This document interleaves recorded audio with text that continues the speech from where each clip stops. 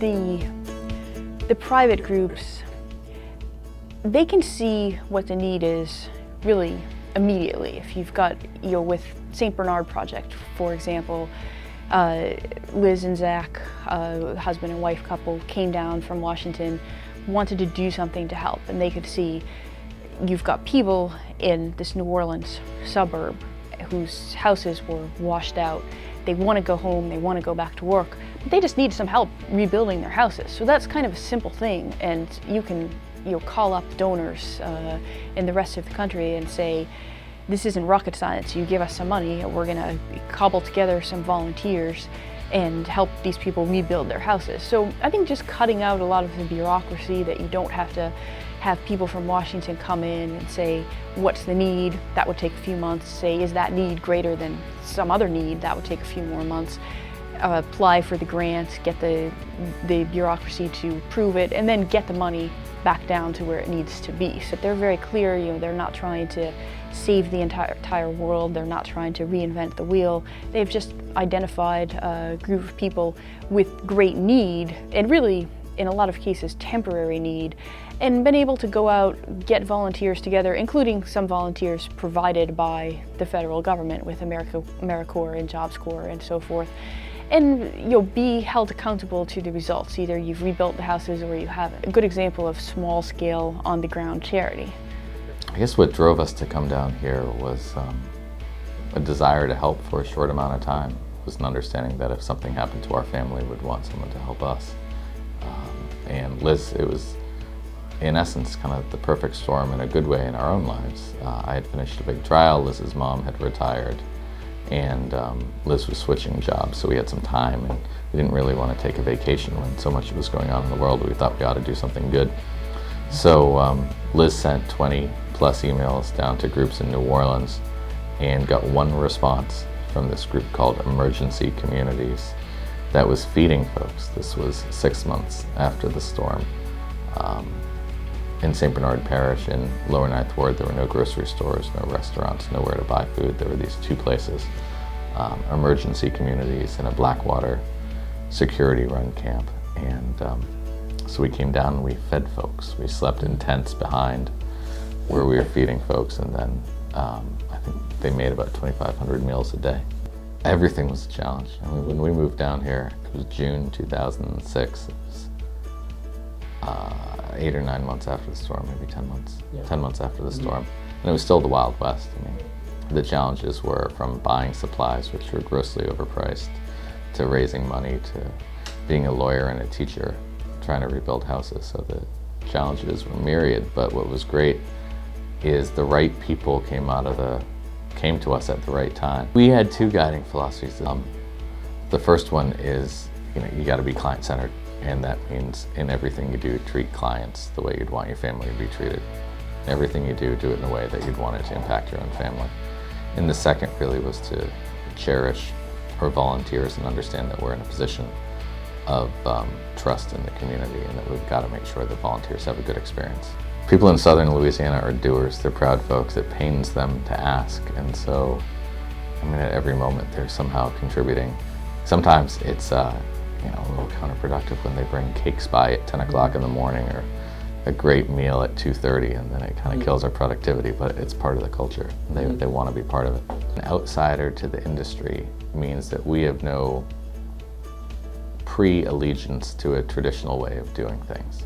We were able to design our services specifically to target what the needs are, and we have no loyalty to the previous way of doing things, and we frankly have no desire to be long-term disaster or housing people. We're here to get a job done, and so that's let us be really targeted in how we build our models.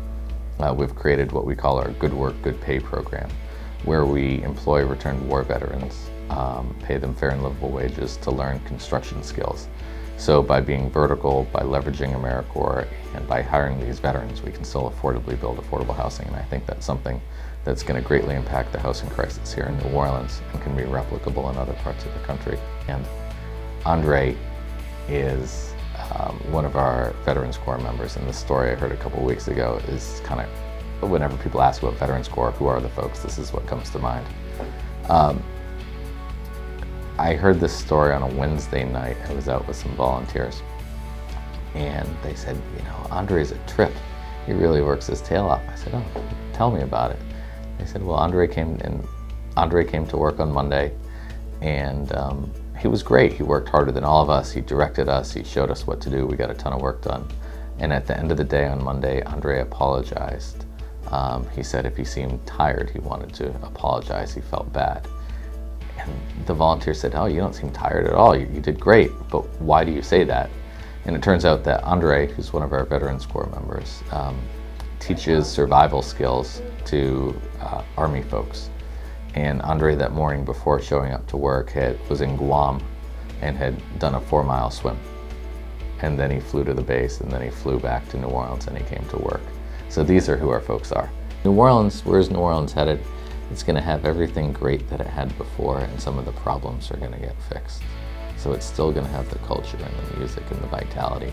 But the schools are going to get better, and the government's going to be run better. So it's not going to lose everything. It's not going to lose anything. It's going to get better. And I think there's going to be this tremendous blend of traditional New Orleans families with new innovative folks who want to build this community to be the best that it can be. Well, a lot of organizations won't allow a 14-year-old or a 15-year-old to even volunteer. And we're bringing down raw talent. We're bringing down kids with energy, kids that want to be a part of helping people move home. And not a lot of organizations allow us to do that. They also have a template in place in which they also have, the St. Bernard Project has a template in place in which they allow a volunteer to walk in, not know anything, but to be trained by people that do know a lot. Those AmeriCorps volunteers that they have at each site really take us by the hand and lead us and teach us what that trade is that they need done in that house that week. And because of that, like I said, we're able to take these young adults, give them the opportunity to make things happen, and they give it their all, and it's amazing what they can make happen. In early April, when we came down with several groups, it just seemed like progress wasn't moving as fast as we had hoped, and it's amazing what's happened in the last couple months. And you know, from our perspective, we just want to continue to give as much as we can as the Ninth Ward comes back, as the Upper Ninth Ward comes back, as the St. Bernard Parish comes back. We just believe that these people deserve the opportunity to be back home, and we hope that we can be a part of the answer to a very solvable problem. A lot of people come home from volunteering, and when we tell your parents, when they tell their parents, or when we explain it to our friends, there's still a tremendous need. People are shocked; they don't believe you, and so we show them pictures and we show them video, and it just seems to spawn more interest. There's definitely a different culture, especially coming from Seattle. It's a different world, and it's special, and it has its place, and it's not something that should be forgotten. And we actually just went to a jazz concert last night on Bourbon Street, and got to kind of witness the culture of the music and walking around the artist communities and seeing the colorful people and their characters, and that's just something that. Hi, my name is Elise. I am 20 years old. I'm from Seattle, Washington. This is my third time down in New Orleans. This trip is a little different for me. In the past, I've just been a volunteer. I first came down 2 years ago, and then I came down with my sorority, and that was a fun experience because I went to college and gathered a group of 10 girls and brought them down.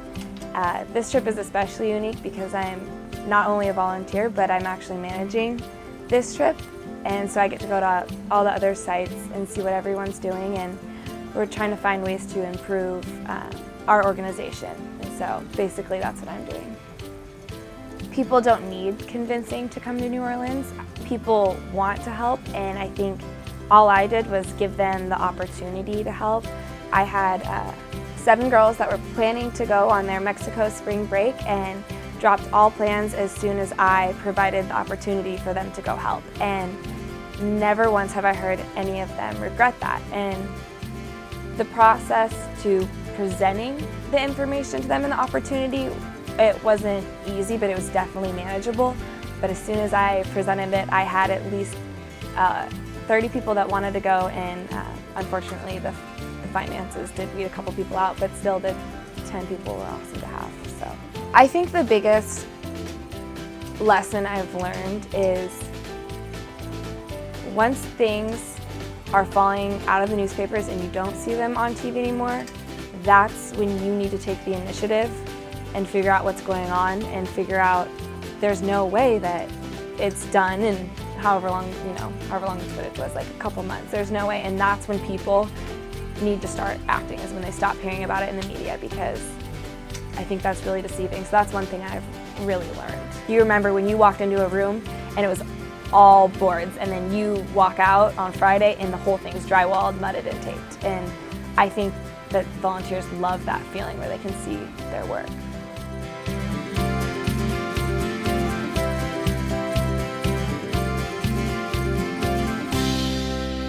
I'm Keith Riley, born and raised in New Orleans, Louisiana, raised up in the Ninth Ward. And I'm Raquel Riley. I'm born in New Orleans, Louisiana, and raised up in Desire Project.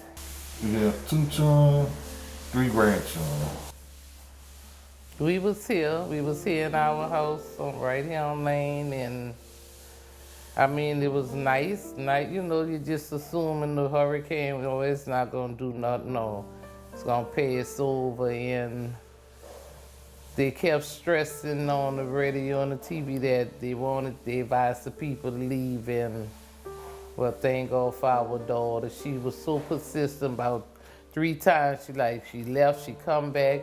Y'all need to leave. I said, give me your key, we gonna go in your house. It's 3 stories, and she left again, she come back. So me and him in here cooking, eating, and she like, I can't leave y'all. And we went on and left with her and basically took just what we had on and maybe 1 change of clothes. So we picked my mother up, and it was the same thing with her. Me, my mother, and my husband really didn't want to leave. And I thank God today that our daughter was so persistent we left, because when we got to Texas and saw on the news how it was here, it was our house itself was like at 9 feet of water, where it settled at 9 feet, and it was so devastating because you had a lot of family and friends were still here, lost their lives and everything, and just left like you basically homeless, didn't know where you was gonna go. 3 years, so I'm thinking about the cemetery, and we was putting his picture in the paper twice a year, and leaving here just made it worse, because I felt now we was able to visit the grave site, we wasn't able to do none of that, and I'm like, my pictures, I can't get no more pictures of them, and we snuck back. We tried. And we was like a few blocks away, they turned us around. It was a lot of death. You could smell death. It took about 5 months before we could get back. And I have to kick the door in because a lot of debris and stuff was on the floor. But you could still smell the death. It was. After we come in, I took pictures where I called insurance people so I could get them over. They wouldn't even come in though. And we couldn't get through here at all. I mean, everything was just. Our daughter had got us a portrait of our son, did in the French quarters. And she said, mine is really expensive, but I know y'all will like it. And we put it up so high, but everything was gone. But on our refrigerator we had, Keith Jr., we love you. And it was just a dollar store magnets, and we had a football frame. And the teachers made a bookmarking with his pictures on it. And those was the only pictures that survived. So you come back, and that was the picture that was We was able to read, Keith Jr., we love you. And it was so, and I was like, God, I know you're telling us something. Because it was just made it harder to leave here, and you know, like I said, 3 years had passed and we basically shadowed ourselves. We just didn't do nothing. We stayed in.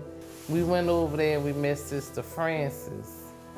And I didn't really know that there was,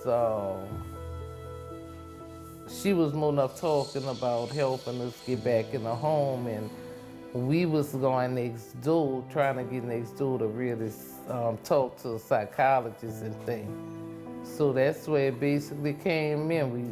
We started talking with them, and you go in there, you cried, you laugh, it was just so much. You just pulled your little heart out, you know, just letting them know what you went through. And we had so much of death through the family we lost, and just from one thing to the next, the sinners, we met Mr. Zach, and it was, well, we promised to get y'all, we gonna get y'all back in y'all home. And just to know that it was such a relief, you know. So I guess we have a lot to adjust to too, but through it all, I thank God, because I know it could be worse, you know. Oh, I love them. If it wasn't for them, I don't know where we'll be at right now. Yeah, and they really help you keep your sanity. And the workers is beautiful. To say, you know, you could get 13-year-old people to come out and help you rebuild your house. I mean, the Lord. Yeah, they love talking and listening to you.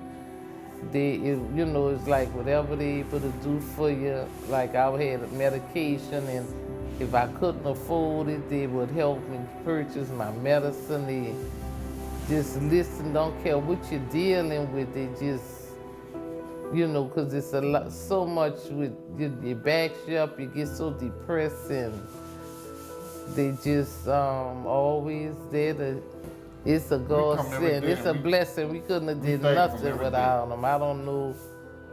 I tell them all the time, I wish it's just something we could do for them. After we had that room where my son, this was his room. And I mean, we had just about everything in here after we lost him.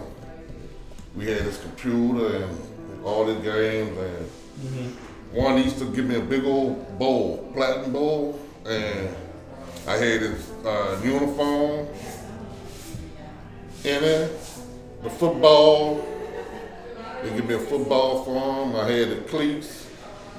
I had a shirt, 2 shirts in there with the whole school sign. Sign their name on the shirts, and we lost all that.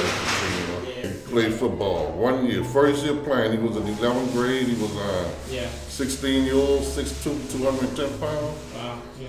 And he played for Warren Easton, and I lost him in a car accident. Thank God I'm alive, because I was driving. He reached for his book sack in the back of the car. He couldn't reach it. He unconnected the seatbelt. He reached back there. He got it. He put it on his lap. He got the Game Boy, and before you could know it, bam! Somebody hit us. And she won't change it, but I don't know. I'm gonna continue this run for my son. Remember him. That's the reason why we still here. This was his run, and I don't want to leave here to the death. Yeah. I'm gone. Sure. I grew up in St. Bernard Parish. I've lived here my whole life. My whole family has lived here. I'm the baby of 8, so lots of family and friends and relatives that are close by. When I first came to work with St. Bernard Project, it was right after they rebuilt my home. People embracing me from all over the country and just being able to be open and taken out of your life to come down and help us rebuild.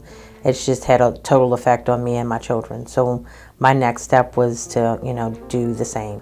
I was going out and meeting with the volunteers and also the homeowners, just trying to make that connection of getting them back into their homes. And with that being out in the community, we saw the need of people not just rebuilding their homes, but restoring their lives back to normalcy. And with that, that's when we just started talking to LSU and partnering with them to open up the mental health center here. and we service between 70 to 80 hours of therapy and med management a week. See 480 something patients a month, close to 5,000 unique visits of, people coming through the doors. I think what we started seeing when I was working in the field and meeting with the volunteers and the homeowners coming in is, dealing with case management. Zach and Liz and a few others that were working as staff, we started seeing the issues that were out there. We had people that we finished their home, but they weren't moving in right away. Or they had people that were moving into their homes. They were saying how they had issues with, their children not moving into their bedrooms. One of the clients we had talked to, she was we had asked her why she wasn't moving in. Your house is done a month ago. Why aren't you moving in? And then she broke down. She's like, this is a brand new home for me. I lived here for 27 years. We had my grandmother's picture over the mantle. I had, my dad's chair, even though he passed before the storm. It was a memory piece, it was something that they looked at as grandpa's chair, and that's all gone. So now it's moving into a brand new home, and they just weren't ready for the emotional side of you having to deal with the psychological side. After talking to her and letting her know of, she's not the only one out there that's having these issues, I think that was the eye opener. She felt like she was hurting her family and her, her children by not doing this and moving on. So once we were able to get her connected with a doctor and go through the therapy and having the dealings and the feelings of what she was going through, they've moved in, they've been in their house for a while now. We've first discussed on opening up the clinic here. It was more of dealing with depression, anxiety, PTSD because of the trauma with Katrina. What we realize now is because of the closeness of the community, we have, the support groups before was, your family, friends, and your social support groups is in the churches and stuff. So a lot of things that were dealt with in the community, it may have been hidden.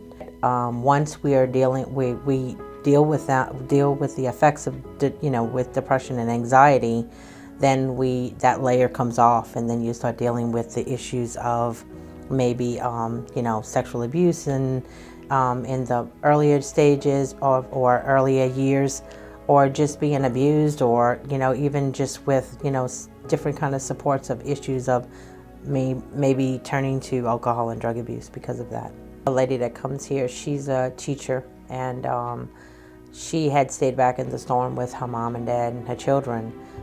Having a 2-story house, she thought she was safe, and during that time she was the water had come up so fast that they were running up the stairs to get up there, and her mother broke her hip, and they couldn't save her from the rushing waters, and she had to deal with that. She had to live with, being able to save her dad and her children, but not her mother.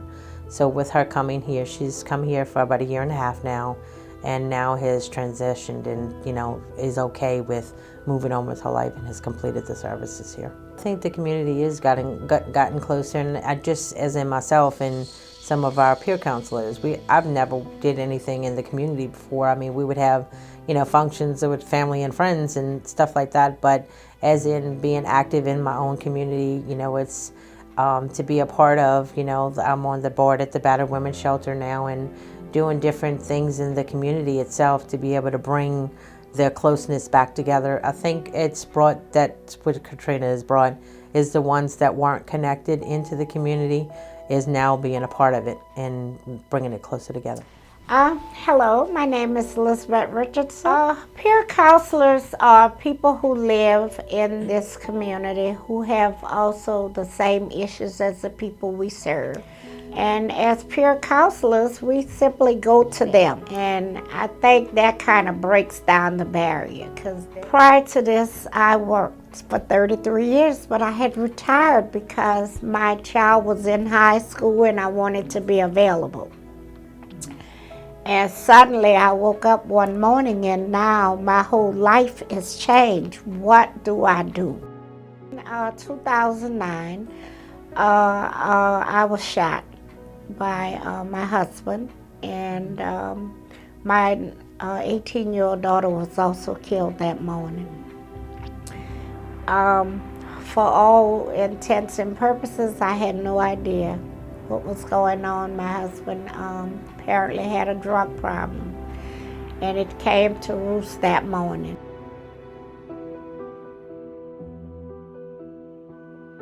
And it completely changed my life. When I arrived on the doorstep of the St. Bernard Mental Health and Wellness Unit, it was through the recommendation of someone else I knew. It had just started. And I arrived here and I'm like, oh goodness, they rebuild houses. What do they know, you know? And I met Joycelyn. And Joycelyn was content to allow me to get comfortable with being in this facility and knowing what I needed. And through counseling and through the efforts of that, it's been, well over 2 years now. And I feel that I'm better. I'm better because I'm involved with the clinic, because I didn't allow the stigma to hinder me. And when people who live in my community know what happened, of course, and and they're just amazed. And I tell them that it's because of this clinic and and what they offer to me. How do you go on? And I came to this clinic, like I said, I was a mess. And then they talked to me, and I wanted to give back. I wanted people to feel good about themselves the way I had started to feel.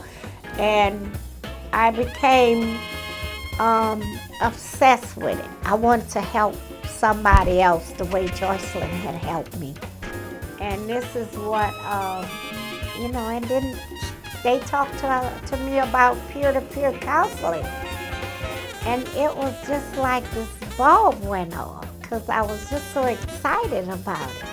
And every day that I come here, I'm still, all these months later, I'm still excited about it, because I know that some point during this day or this week, I'm going to meet somebody who is going to say, thank you, because, your efforts, your reaching out to me changed me.